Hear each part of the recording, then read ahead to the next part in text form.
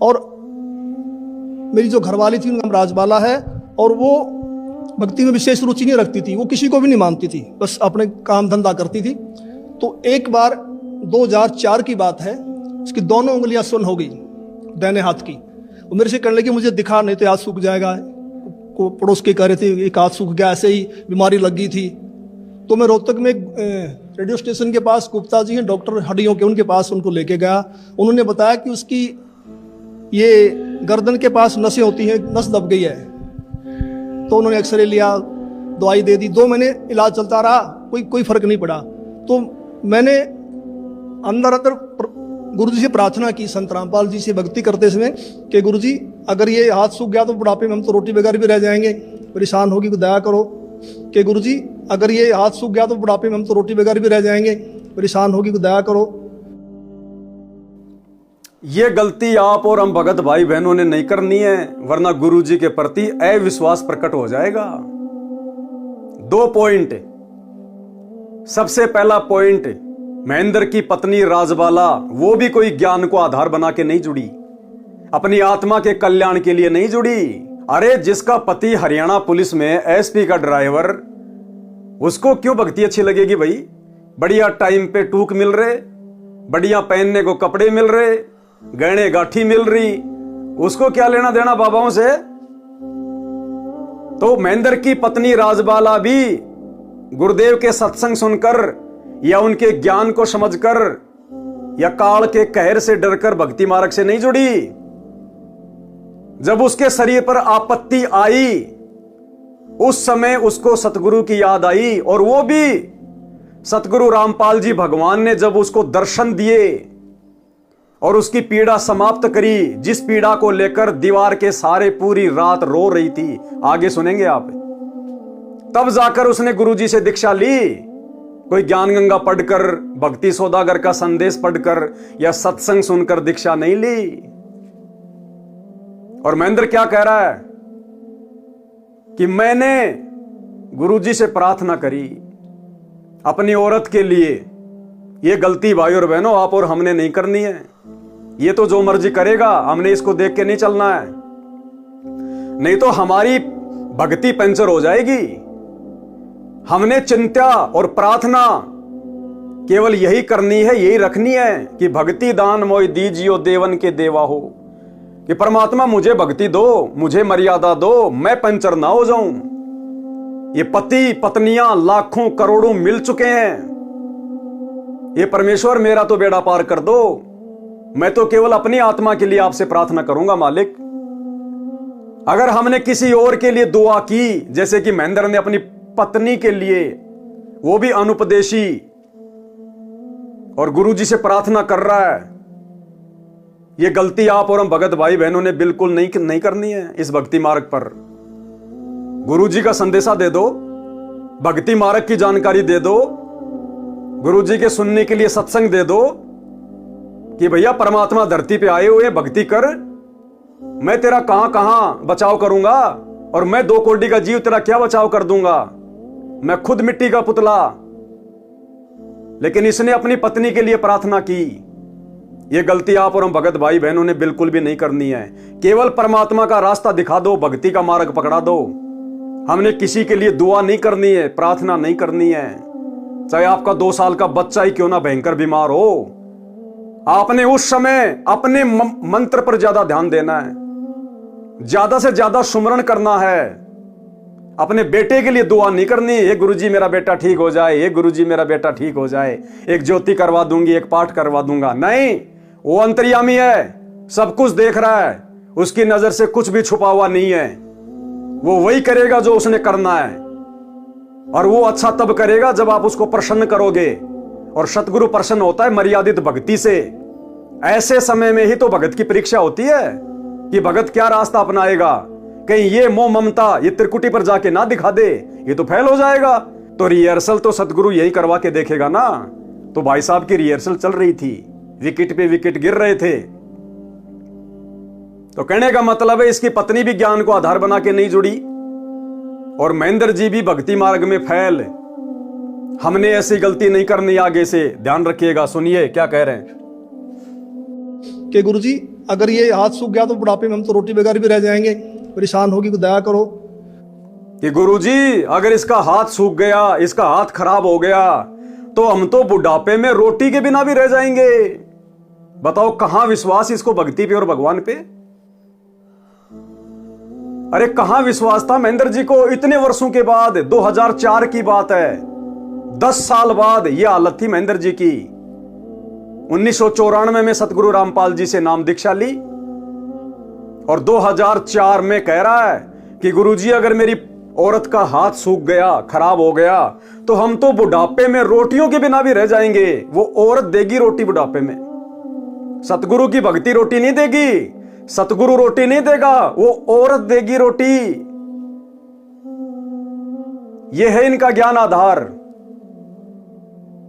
ये है महेंद्र जी का तत्व ज्ञान।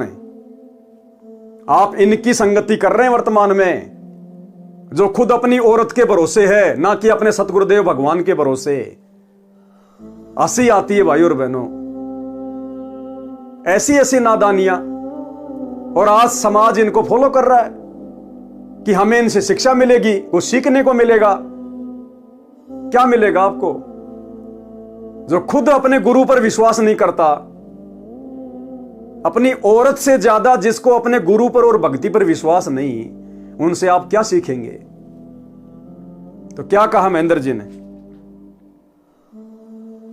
रामपाल जी से भक्ति करते समय कि गुरुजी अगर ये हाथ सूख गया तो बुढ़ापे में हम तो रोटी बेकार भी रह जाएंगे, परेशान होगी तो दया करो। कि गुरुजी अगर ये हाथ सूख गया तो बुढ़ापे में हम तो रोटी बेकार भी रह जाएंगे, परेशान होगी तो दया करो।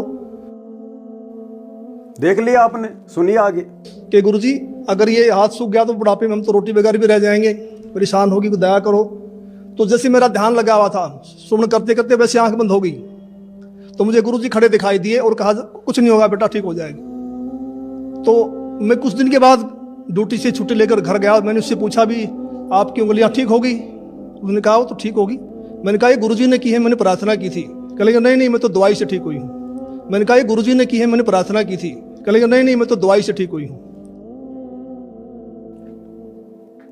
कैसा सिला दिया तूने मेरे प्यार का, यार ने ही लूट लिया घर यार का। महेंद्र जी तो बड़े खुश हो रहे थे गुरुजी से प्रार्थना करके। गुरुजी ने भी आशीर्वाद दे दिया रात को आके सौपन में कि बेटा सब ठीक हो जाएगा। अरे भाई को बेटा कहने वाला कौन? परमात्मा हो सकता है। भाई को बेटा कहने वाला परमात्मा। अपनी औरत के लिए प्रार्थना कर रहा था, चिंता हो रही थी, और जब जाकर सुबह देखा औरत बिल्कुल सही हो गई, क्योंकि परमात्मा ने कर दी, आशीर्वाद दे दिया गुरुदेव ने। तो भाई साहब ने जाकर अपनी औरत से कहा कि क्या हुआ, ठीक हो गई? हाँ बोले मैं तो ठीक हो गई। तो महेंद्र जी ने कहा कि ये गुरुजी ने ठीक किया आपको, मैंने प्रार्थना की थी। औरत क्या बोलती है, ना ना ना ना, ये तो मैंने गोली दवाई ली थी इसलिए ठीक हो गई।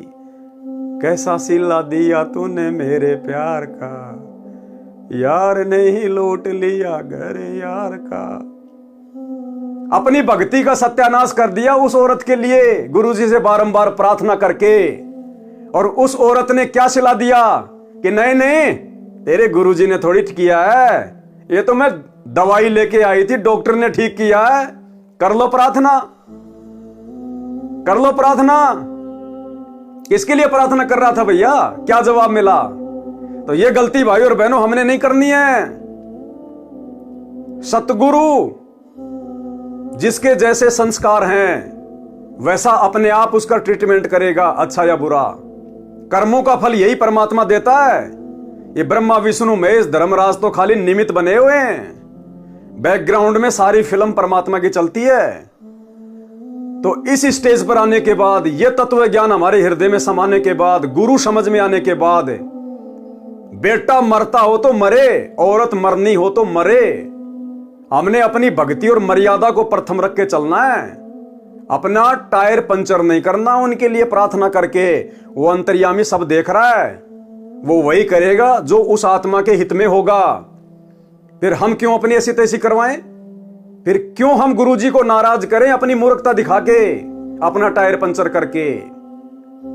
तो भाई साहब ने वही गलती कर दी और इसकी पत्नी ने इसको फिर उसका जो परिणाम था वो भी दे दिया कि नहीं नहीं, गुरुजी ने नहीं किया, मैं तो दवाई लेके आई थी, उससे ठीक हुई हूं।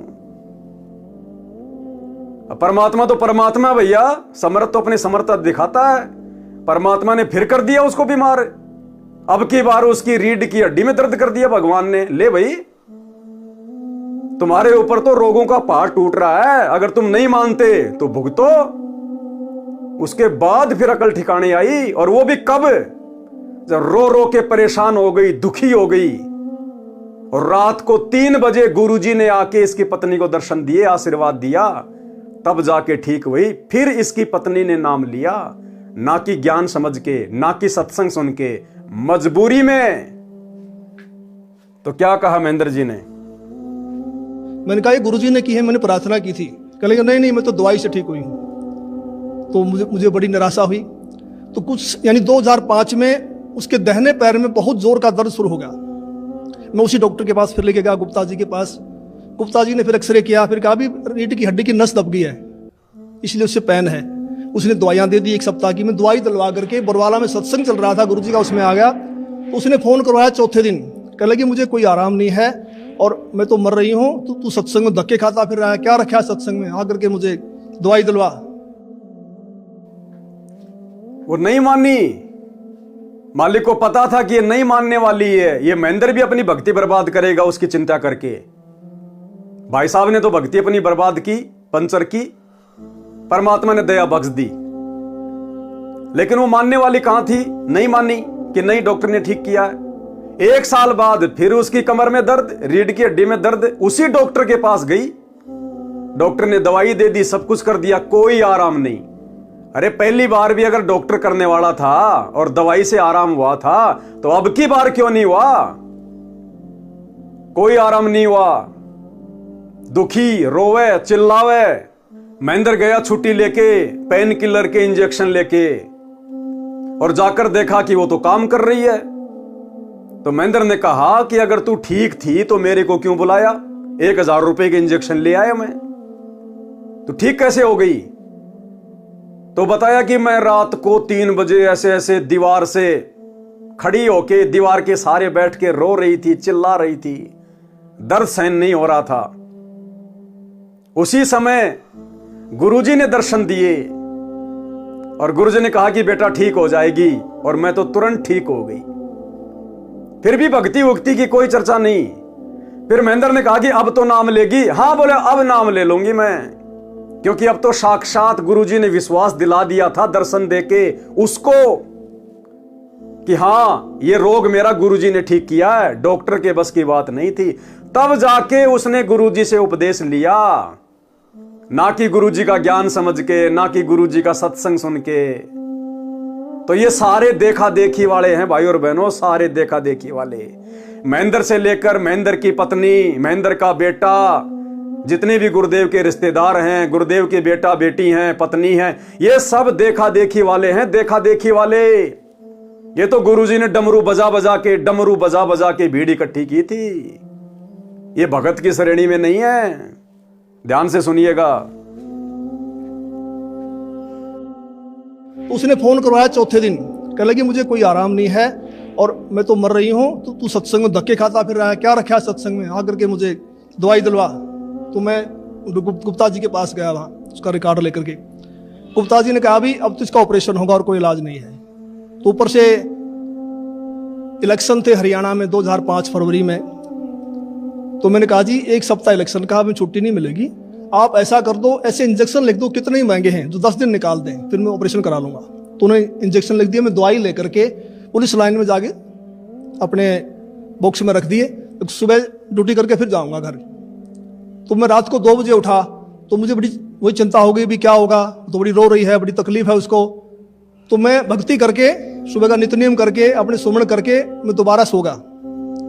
और सोते समय मैंने प्रार्थना की कि हे परमेश्वर, हे गुरुदेव, ठीक तो आप ही करते हो, अब की बात ठीक भी करो और ये एहसास करवाओ कि आपने ही किया है, करने वाले तो आप ही हो। तो मैं ड्यूटी करके शाम को 5 बजे घर गया। तो वो अपने काम धंधे में लगी हुई थी। मैंने उससे पूछा भी मैं तो 1,000 रुपये की इंजेक्शन ले यार, तू ठीक है तो फ़ोन कर देती, दवाइयों को मैं वापस कर देता। तो उसने कहा मैं तो ठीक होगी। मैं कैसे हुई? कहने लगी मैं सारी रात रोती रही, 3 बज गए, मैं दीवार के ऐसे कमर लगा के रो रही थी, तो मुझे गुरुजी दिखाई दिए, मेरी आंख बंद हुई कुछ सेकंड के लिए। तो गुरुजी ने ऐसे हाथ किया, ठीक हो जाएगी बेटी, कोई बात नहीं। कहता उसी समय मेरा रोग बिल्कुल खत्म हो गया।